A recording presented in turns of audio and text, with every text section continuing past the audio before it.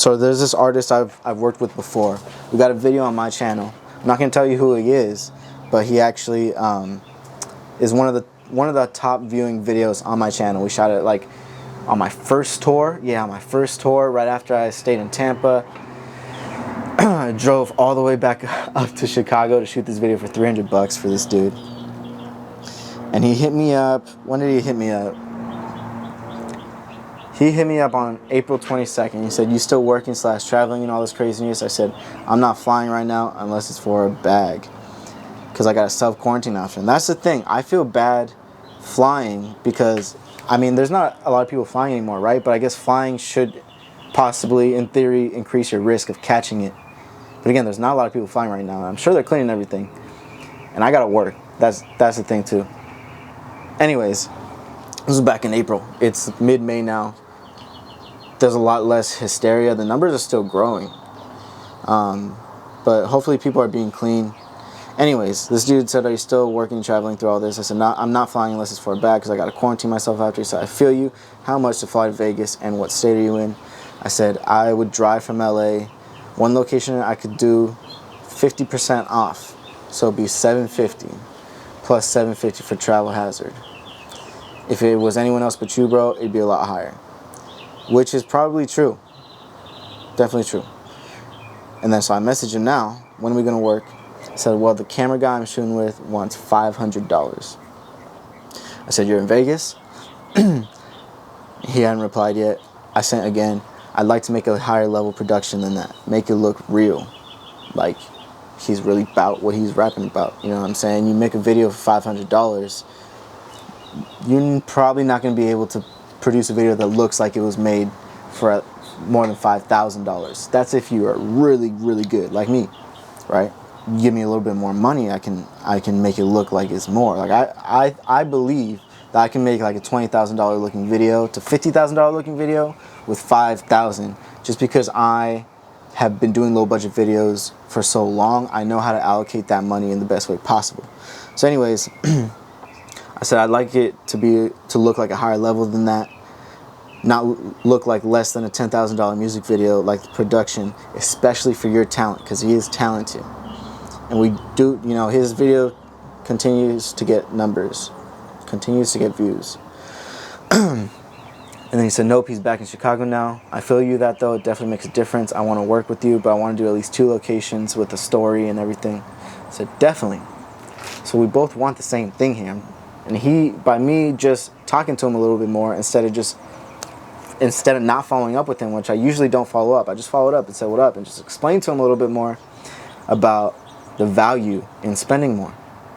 There's obviously value in spending more. You just have to help people understand. So he said, "What would your price be?" I said, "Yeah, I agree with you." He said, "What would your price be on something like that?" I said, "What makes it expensive is the cost to fly me over, plus my equipment, like $200 to $300, and then I'll do the video for $500, like you said, but then I'll do the edit for $300. But that's with you setting up location. I can't put money into a location. I can help as much as I can with creative input and thinking of props and building shit once we're there. But I can't put any money into it, so we just have to kind of like bootstrap it, basically is what I'm saying." And then I said, "But we could break it up to payments. I need enough to get there to cover travel expenses to get out there and shoot it. Then we can space it out however is best for you.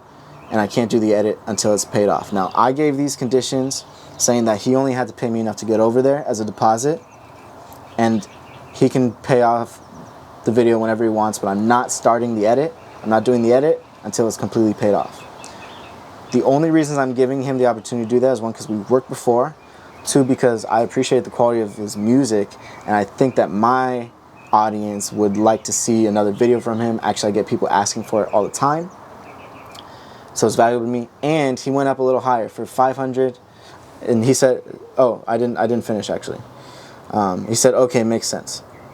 And then I also said, "Yes, because I'll be able to take my." I further explained to him, "I'll be able to take my time on everything and make sure it's professional, so you don't have to guess if it's going to come out right or not. We will make sure it does." I should have said, "I will make sure it does," because that's what I do.